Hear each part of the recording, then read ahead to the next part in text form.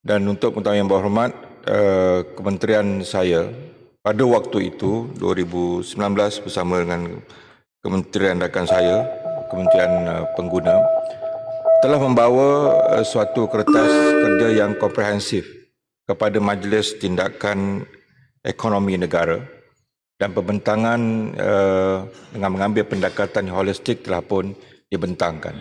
Jadi yang berhormat, jangan takut untuk kita menaikkan harga shilling beras tempatan ini, kerana antara negeri yang berhormat sendiri, Kelantan, saya pernah menjadi wakil di sana, orang Kelantan tak kisah untuk beli beras siam yang panjang itu, walaupun harganya sedikit mahal. Jadi kepentingan petani adalah lebih penting. Jadi saya mengharapkan supaya usaha ini dapat diteruskan, dan bilakah agaknya? Itu soalannya.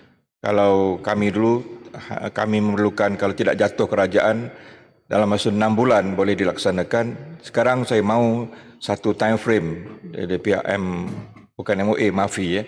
Bilakah jawapan itu boleh diberikan? Terima kasih. Terima kasih. Pulai sila Timbalan Menteri. 1 minit.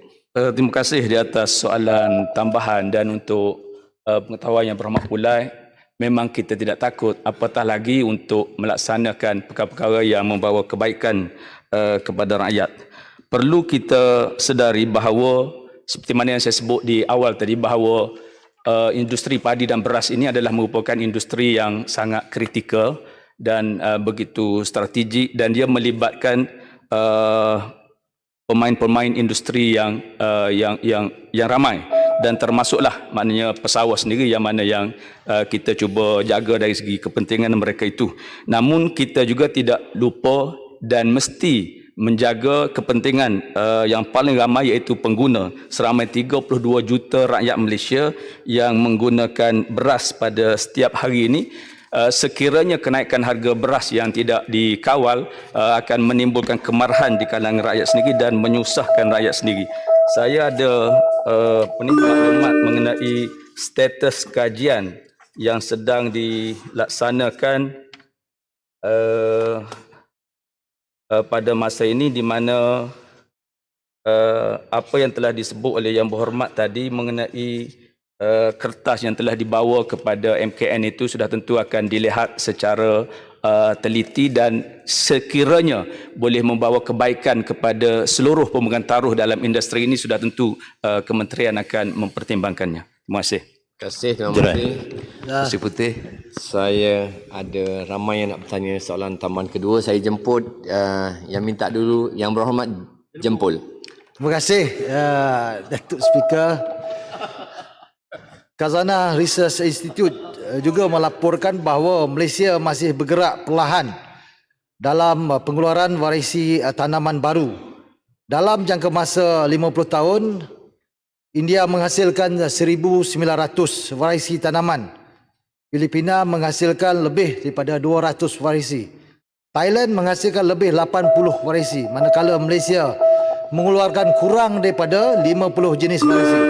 Soalan saya, apakah faktor menyebabkan kos pengeluaran beras negara adalah lebih tinggi berbanding dengan negara-negara pengeksport beras yang lain, dan adakah kementerian bercadang untuk meningkatkan pelibatan sektor swasta dalam usaha menambah varisi pembakaan padi dan tanaman lain yang dilihat lebih jauh ketinggalan berbanding dengan negara serantau? Mohon Menteri menjawab. Terima kasih. 1 minit. Terima kasih Yang Berhormat Jempol di atas concern itu.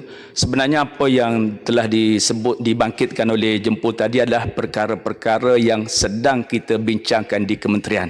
Mana kementerian sangat melihat dan memahami betapa dalam soal variety dan sebagainya kita masih berada di terkebelakang dan sebagainya. So perkara ini akan diatasi oleh kementerian dengan dengan penubuhan jawatan kuasa, food security dan sebagainya.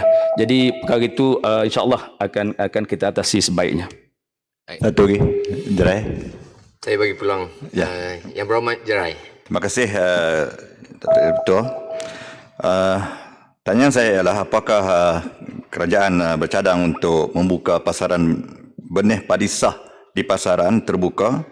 Sekiranya kerajaan bersetuju, apakah syarat-syarat yang perlu dipatuhi oleh syarikat pengeluar yang berminat? Sekian. Sila, Timbalan Menteri. 1 minit. Terima kasih kepada soalan tambahan daripada Jerai. Saya pergi kepada syarat-syarat dulu, yang soalan yang kedua tadi. Syarat-syarat wajib bagi pengeluar benih padi sah yang perlu dipatuhi oleh mana-mana syarikat yang berminat. Satunya mesti mempunyai kilang sendiri, sama ada dipajak ataupun disewa, dan mempunyai stor penyimpanan yang mencukupi, mempunyai peralatan pemprosesan benih seperti benih mentah, rough cleaner, dryer, fine cleaner, gravity separator, intended cylinder, optical color sorter dan optical color sorter.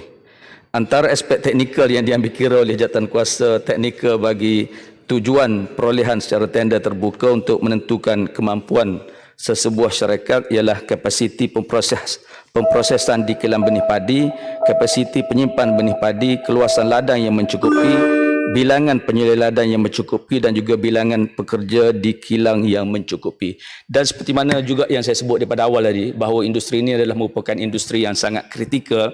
Kerajaan walaupun dikatakan ingin diswastakan dan sebagainya, namun tanggungjawab memastikan bahawa benih padi yang sah yang mencukupi ini adalah merupakan tanggungjawab kerajaan. Kerana kita sangat memahami sekiranya apa-apa yang berlaku dalam masalah pembekalan benih, baik benih yang tidak bermutu dan sebagainya ataupun benih yang tidak mencukupi pada musim-musim penanaman padi itu, sudah tentu ia akan kembali kepada kerajaan. Mana kementerian ini akan dipertanggungjawabkan juga walaupun kita menswasta dan sebagainya. Jadi oleh kerana itu, mana kerajaan mesti melaksanakan kajian teliti sebelum membuat sebarang keputusan untuk menswasta dan sebagainya.